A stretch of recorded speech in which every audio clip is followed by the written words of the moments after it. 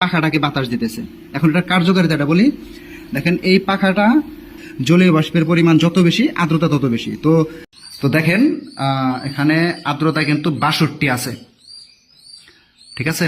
এখন এই যে কমতেছে, আর্দ্রতাটা কমতেছে, আমি খুলে দেখাই। এখন দেখেন এখানকার কার্যকারিতাটা বর্তমানে অফ আছে, ফ্যানটাও বন্ধ, ওই ঢাকনাটাও বন্ধ।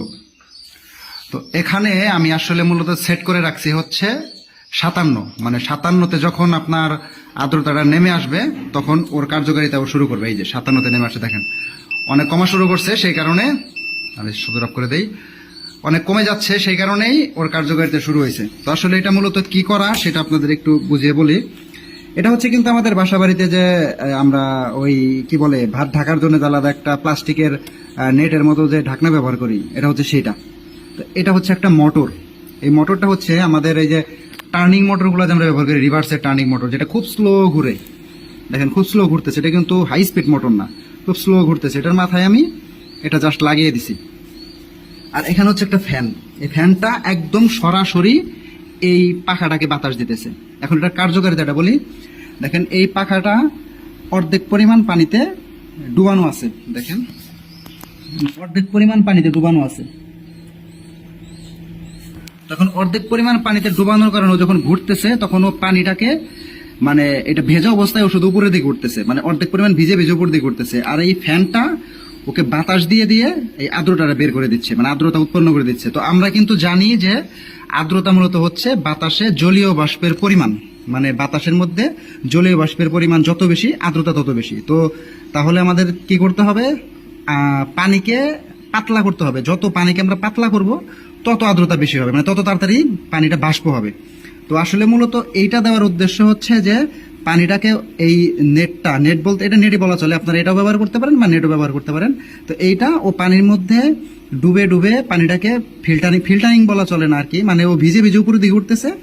এই ফ্যানটা ও বাতাস দিয়ে দিয়ে ওকে আর্দ্রতা তৈরি করে দিচ্ছে। এখন লাইনটা হচ্ছে আমরা যে ফগারের যে লাইনটা যে ব্যবহার করি, এই ফগারের লাইনে সরাসরি মোটরের লাইন এবং ফ্যানের লাইন দুইটা সরাসরি দিয়ে দিলেই বাস।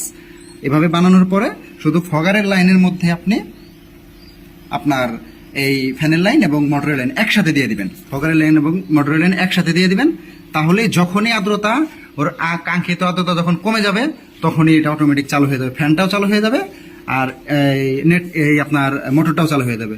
এখন আমরা যারা আসলে ফগার ব্যবহার করি, আমরা কিন্তু এই লাইটটা কিন্তু আমাদের মূলত আপনার এই লাইটটার সাথে কিন্তু আমাদের এই যে ফ্যানের যে লাইনটা এটা কিন্তু করা থাকে না, মানে লাইটটা যখন অফ হয়ে যায় তখন ফ্যানটাও অফ হয়ে যায় আমাদের যে ইনকিউবেটরের সাধারণত। তো যখন আমরা ফগার ব্যবহার করি, ওই ফগারের যখন ফগটা উৎপন্ন হতে থাকে তখন যদি লাইট অফ থাকে তখন ফগ শুধু ফগিং করতে থাকে কিন্তু আর্দ্রতাটা ছড়ায় না। আবার হুট করে যখন এই লাইটটা জ্বলে ওঠে তখন এই ফ্যানটাও চালু হয়, চালু হওয়ার কারণে তখন হুট করে অনেক আর্দ্রতা বেড়ে যায়, এটা কিন্তু একটা সমস্যা হয়। তো এই কারণে আর কি এটার সাথে এটা দেওয়া যে যখন আর্দ্রতা দরকার তখনই ফ্যানটা চালু হবে, যখন আর্দ্রতা দরকার নাই তখন ফ্যানটা চালু হবে না। তো আমি আপনাদের দেখাই, যেমন এখানে কিন্তু আছে হচ্ছে 49, আমি আপনাদের দেখাই কাজটা কত সুন্দর করে।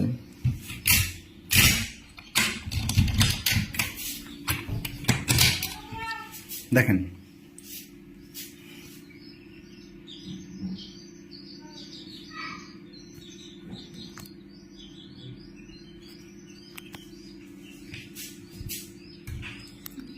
একদম ফগারে যেভাবে অতিরিক্ত দ্রুত পরিমাণে আর্দ্রতা বাড়তে থাকে ওই রকম হবে না, ওর মতো খুবই স্লোলি ওর মতো বাড়তে থাকবে আর খুব স্লো ওর মতো কমতে থাকবে, মানে একদম পারফেক্ট একটা জিনিস। মানে আপনার হুট করে আর্দ্রতা বেড়ে যাবে না, হুট করে আর্দ্রতা কমেও যাবে না, এরকমও না।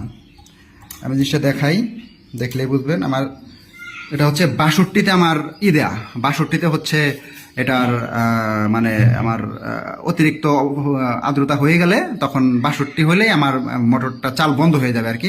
ওই যে ভেতরে যেটা দেখেন চলতেছে, এটা যখন 62 হবে তখন এটা বন্ধ হয়ে যাবে। দেখেন এটা কিন্তু সুন্দরভাবে উঠতেছে।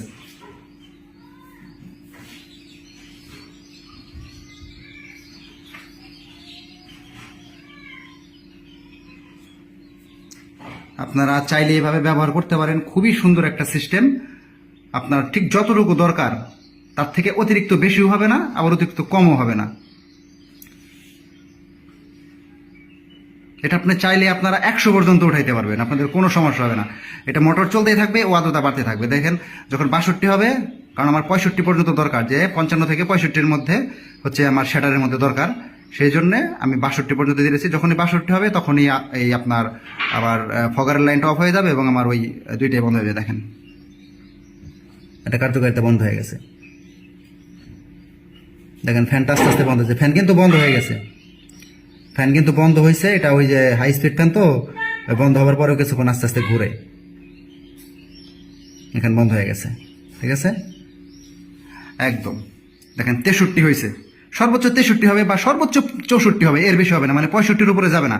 আমার দরকার হচ্ছে 65-র উপরে যাতে না যায়, আর এদিকে 57-র নিচে যেন না নামে। বাস এখন যখন এটা যখন 57-র নিচে নেমে যাবে তখনই ও ওর কাজ শুরু করে দেবে, দেখা যাবে যে আর ওই অতিরিক্ত নিচে নামবে না। এই হচ্ছে গিয়ার সিস্টেম।